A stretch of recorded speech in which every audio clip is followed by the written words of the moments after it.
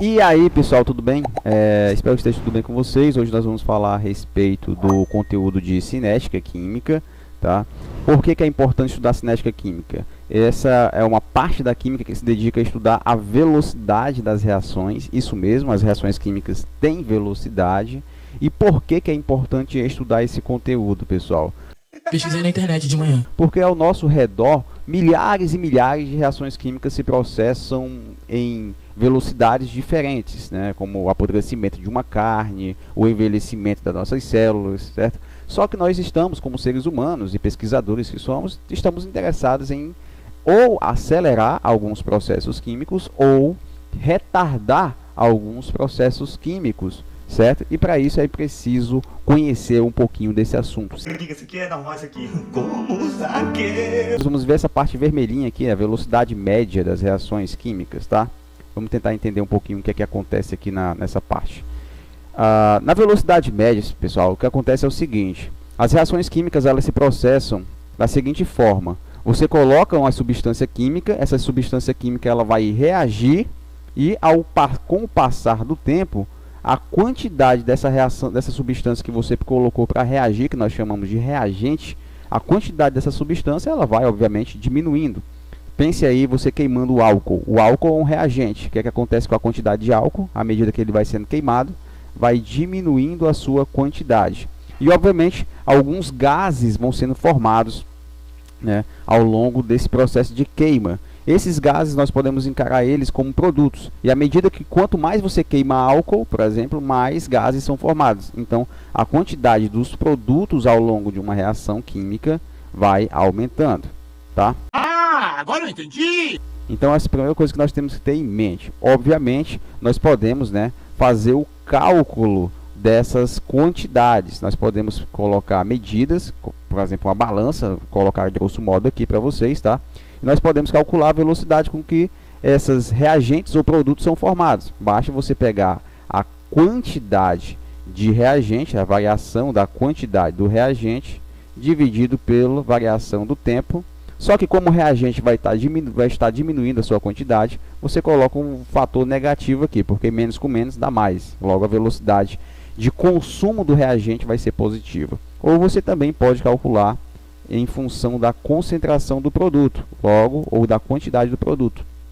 Logo, a quantidade de produto vai aumentando, você não precisa colocar o sinal negativo aqui na fórmula, dividido também pela função do tempo. Então isso daqui seria mais ou menos como se calcular a velocidade de uma reação química em função do reagente ou em função do produto, tá? Baseado em fatos reais. E agora nós já vamos para os fatores que afetam a velocidade de uma reação química, tá? Quais seriam os fatores que afetam a velocidade de uma reação química? Precisamos entender a teoria das colisões. Na verdade, uma reação química ela se processa mediante a colisão dos reagentes, tá?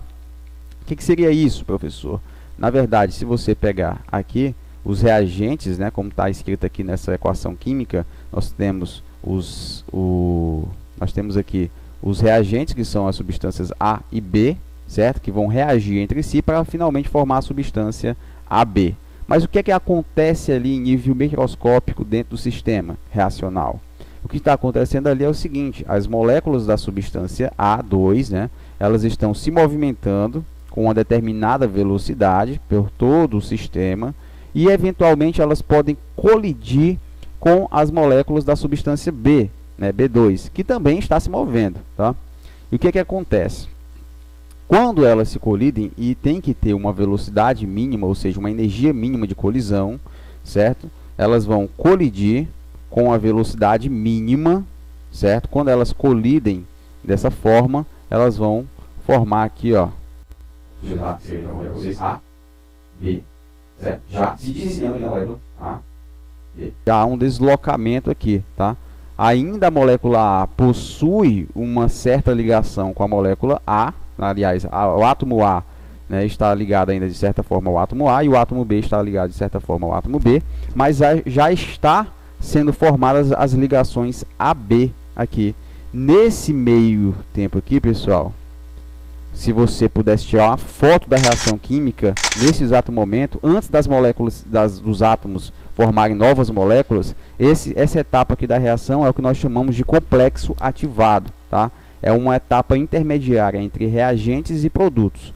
No minuto seguinte, no instante seguinte, vai ser formado as moléculas A, B,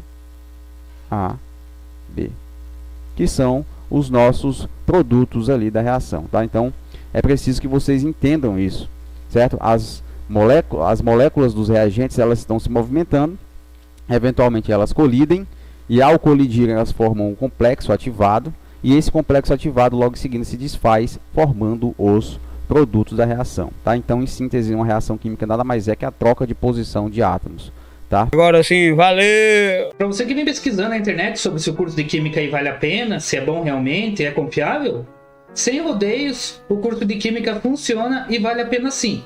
Sem sombras de dúvidas aí, você vai aprender Química completo, com aulas, exercícios, simulados, materiais didáticos e tudo que um aluno precisa para vestibulares, para provas.